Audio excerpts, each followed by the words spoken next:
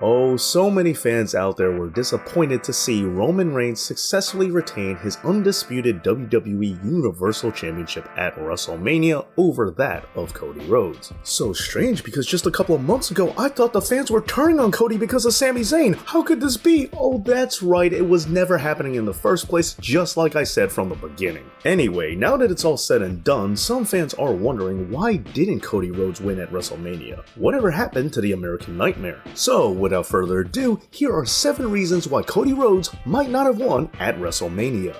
Complete the story. It has been implied that the biggest giveaway that Roman Reigns was going to win is that Cody Rhodes said he has to finish the story. As Triple H said in the post-WrestleMania press conference, the story never finishes, the story keeps on going. When one chapter comes to a close in WWE, another one opens up instead. And so, with Cody telling everyone that he's going to finish the story, that should have been a giveaway to everyone that he couldn't possibly win. And even after last year, when Roman Reigns merged together the Universal and WWE Championships, a lot of people thought there was nowhere left to go. But then we got the entire Sami Zayn storyline, which people absolutely love. And so even though you might not be able to see any place that the story could possibly go next, that doesn't mean that WWE doesn't have a plan already in mind. Best for business. Like it or not, WWE is a business. That doesn't mean you have to agree with everything they do, but once you understand and see things from that lens, a lot of their decisions start making more sense. Just like this one, where they decided to have Roman Reigns retain the championship over Cody Rhodes. Back in February, when a lot of people thought that Sami Zayn should have been the one to dethrone Roman, a new report came out listing the highest merchandise sellers in the company. And while Sami Zayn did a very good job ranking in at number 3, Cody Rhodes did even better at number 2, which pretty much telegraphed that Sami Zayn wasn't going to beat Roman at Elimination Chamber. But while Cody was the runner-up, you know who number 1 was? That's right, the Tribal Chief, Roman Reigns. And lo and behold, Roman still has the belt even now. Sure, this might be a coincidence, and no, merchandise sales isn't the end-all be-all of who gets to be champion, but it is just one of several factors that are worth considering. All Elite.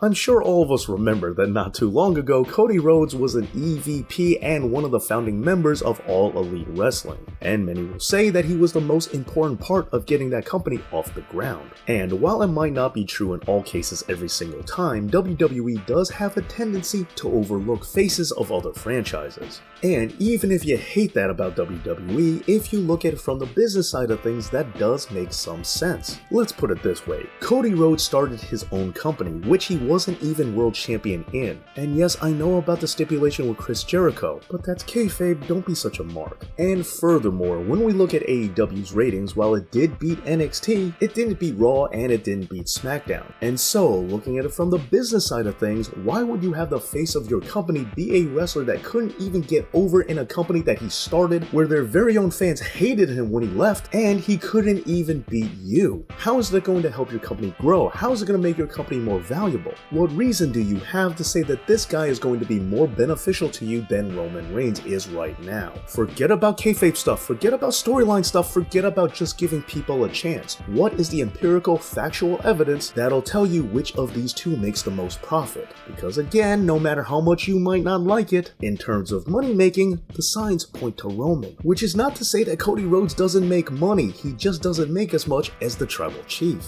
Who needs who? Going back to his time in AEW, let's remember that when he left the company, it was over money, as he was working without a contract and was willing to walk away from a promotion that he helped start. But when you think about it, if WWE didn't hire him, then who could have and even come close to that kind of salary? Cody would have had to settle for less money by going to New Japan, or possibly just suck it up with his tail between his legs and go back to AEW. So the reality is, Cody Rhodes needs WWE way more than WWE needs Cody Rhodes.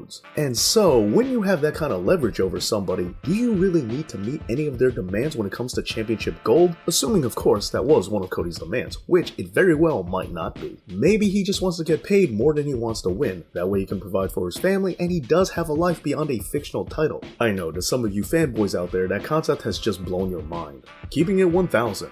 While I don't think this is a major reason behind WWE's logic, or potentially not even a reason at all, a lot of fans were quick to point out that this way Roman Reigns can have a championship reign of over 1,000 days. Sure, it's nice and all, but I don't really see all that much value in it, especially because, remember, this is a kayfabe championship. But who knows, maybe it was something WWE took into consideration. That torn pectoral. Now clearly Cody Rhodes is in good shape and he seems to be all healed up, but let's remember he was out with injury for a very long time. And even though we are in the Triple H era, let's remember that Vince McMahon and WWE traditionally have frowned upon wrestlers who have gotten injured at the worst possible times. I mean, let's put it this way, they still haven't forgiven Finn Balor for getting hurt after becoming the first Universal Champion of all time. And so this is yet another possibility of why WWE might not have trusted Cody Rhodes with being the undisputed WWE Universal Champion. Let's rock. And of course, then again, we have to consider the possibility that maybe this has nothing to do with Cody Rhodes at all. Perhaps this just has to do with Roman. And as was said earlier, maybe his story isn't close to being finished, especially when we remember that he still hasn't had his match against The Rock. Now sure, this may not happen and this might not even be their endgame, but The Rock is perpetually the elephant in the room that has not been brought up in this storyline at all.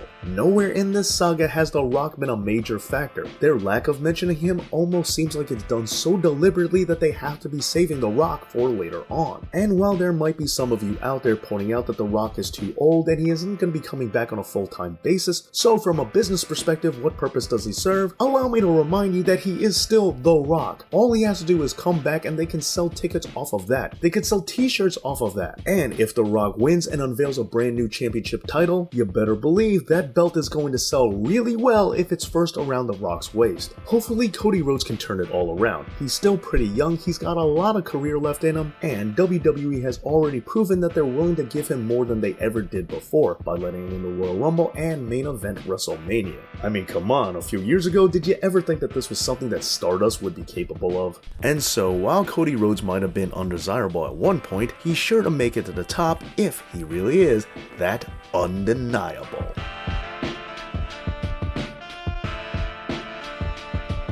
Thanks so much for watching this video, and I want to give a big thank you to all my supporters over on Patreon, and if you like this video, please give it a thumbs up, as well as making sure that you're subscribed. Thanks again for watching, and as always, Dave knows.